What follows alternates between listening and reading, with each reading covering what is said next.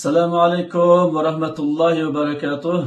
Dünyanın her qaysi joylaridagi aziz Sharq Turkistonlik qarindoshlar. Men bugun Dunyo Uyg'ur qulluqi diniy ishlar komitetining mudiri bo'lish sifatim bilan sizlarga mushu Ramazon oyida eng muhim bo'lgan bizning qilish tegishlik Allohning farzlaridan bo'lgan zakat to'g'risida sizlarga bir ma'lumot berib o'tmoqchi. Cenab-ı Hak Subhanahu ve Taala biz insonlarga farz qilgan 5 farzning birisi zakat qarindoshlar. Zakatni ado qilishni hammamiz yaxshi bilamiz.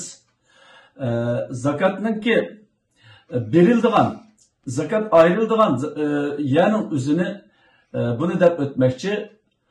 Cenab-ı Hak Subhanahu ve Taala Kur'an-ı Kerim'de Bismillahirrahmanirrahim إنما الصدقات للفقراء والمساكين والعاملين عليها والمعلفة قلوبهم وفي الرقاب والغارمين وفي سبيل الله وابن السبيل.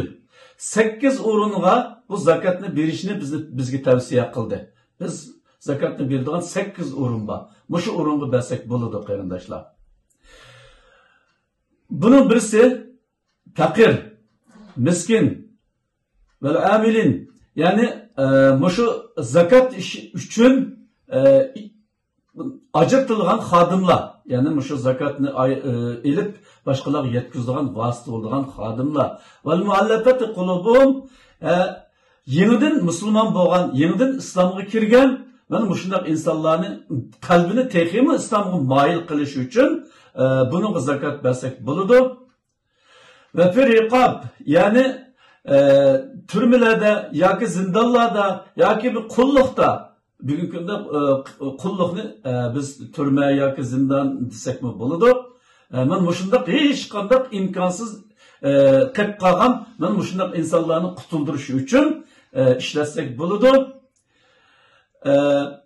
Riqab vel g'arimin, yani qarzdorlar, yani qarzga ketib qolgan, bekçi qazib ketgan insonlarga bunun zakat bersak bo'ladi. Ve fi sabilillah, yani mushu vatani uchun, erkinlik uchun, ozodlik uchun kurash qilgan g'ozilar, kurash qilib qaytgan g'ozilar, bizniki nurg'unlagan, yani taqdim tushgan degandek, mana mushuna g'ozilarga bu zakat ayırsak bo'ladi.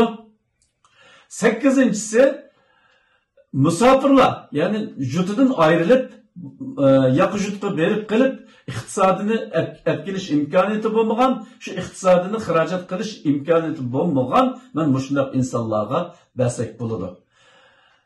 Men buni deyishimdagi sabab nima degan vaqtning o'zida bu vatanimizning sirtidagi muhojirat yashayotgan Uyg'urlarningki bizningki eng muhim qilgan ishimiz mushu Qur'oni Karimda ko'rsatgan mushu türmelerde tushib qolgan, musafir bo'lib iqtisoddan ayrilgan mana mushundaq qarindoshlarimizni qutuldirib olish bu bizning eng chong vazifamizning birisi.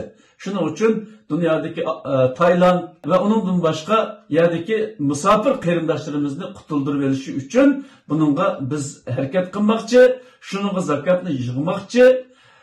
Butun dunyodagi qarindoshlarimningki mana mushu ovozga ovoz qo'shishinglarni men tavsiya qilaman. Bütün dünyadaki qarindoshlarımni mavi iqtisodimizni yaxshi yo'lga qashlayli. Allah buyurgan, Allah ko'rsatgan yerlarga iqtisodimizni berayli. Hammanglarni mana bugungi mushu Ramazonning 8-kuni, 8-kuniga mana Ramazon tutganlarmi ketdi, tutamaganlarmi shu ketdi. Ma tutqanlaringlarning ruhsini Cenab-ı Allah qabul qilsin.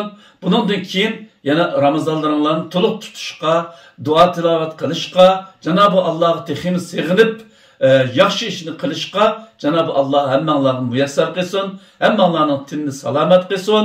Dunyo Uyg'ur qurultiyi bo'lish sifatim bilan biz zakat yig'yapmiz, sadiq fitr yig'yapmiz, sadiq fitr yig'ib, ama shu mana bugun xabarda angladinglar, Saudiya Arabistandan qarindoshlarimizni Xitoy nima Saudiya Arabiston tutib Xitoyga yo'l selayotgan videoni ko'ryapmiz. İqtisodimiz bo'lgan bo'lsa, pulimiz bo'lgan bo'lsa, balki de ara turib qoladi qarindoshlar. Necha 100 million boylarimiz, necha million boylarimiz qarab turyapmiz mana. Shuning hammasi bizning xatoliklarimiz. Biz iqtisodimizni yaxshi yo'lga qashlaylik. Cenab-ı Allah'ın cennet degan markasını qo'g'lashaylik qarindoshlar. Hammanglar tekrar Allohga omonat bo'linglar. Xayr, assalomu alaykum va rahmatullohi va barakatuh.